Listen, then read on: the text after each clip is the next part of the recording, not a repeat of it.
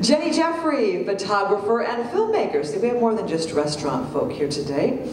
And her food, popcorn.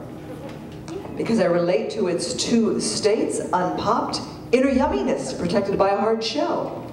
And popped, add a little heat and the inner goods explode out into the world. Explain yourself, Jenny.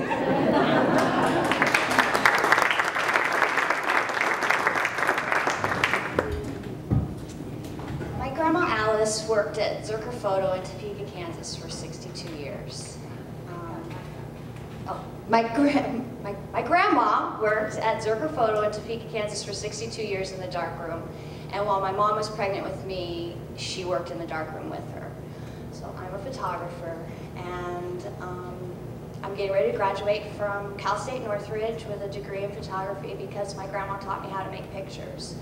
And when I was 5 years old, I could make a black and white print, fiber print, which to non-photographers is really a complicated process. So she's a very special woman to me, and she's taught me many, many lessons, and she was always on my side.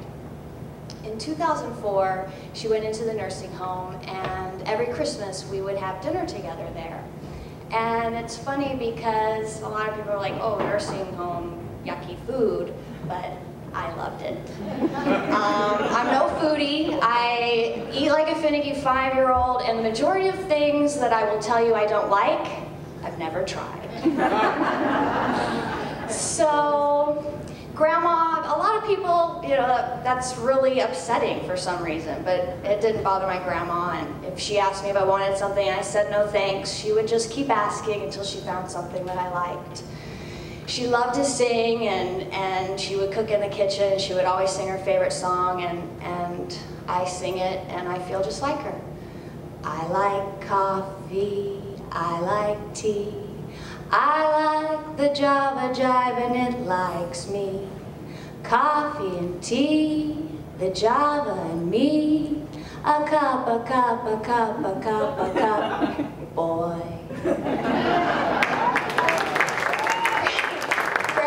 Dementia, but she knew me until the end. We were really tight. This past Christmas, she went into the hospital and she was dying, but the hospital didn't seem to think so. So they decided to fill her with fluids and do a bunch of tests, and when the test came back, they said, she's terminal. And we were like, yeah, we kind of got that idea when we saw her, but the doctors decided that, you know, she's terminal, so we suspended treatment, and my mother and I had to watch her decline back to the state that we had had her 2 days ago when she arrived at the hospital till she took her last breath at hospice. The journey took about 8 days, and you know, she had been so good to me my whole life, and as long as she was awake, which wasn't often, I tried to feed her. And Christmas night was the last night I saw her eyes, and she came to, and I was like, Grandma, let's get some Christmas dinner, you know? And she was like, oh, okay. And so I ordered her up a Christmas feast with mashed potatoes and turkey and all the stuffing and cranberries and of course pumpkin pie. And when the food came, she wasn't so much for much of it. She liked the mashed potatoes, and the pumpkin pie seemed to be really, you know, the deal. But I scooped a little turkey, tried to sneak in a few little bites of turkey with her mashed potatoes, and I gave her a piece of pie, and she looks up at me and she says, I have to go upstairs now. And I said, that's okay, Grandma. Why don't you just take a bite of pie before you go? And she looked at me and she kind of choked up a little bit, and she started laughing.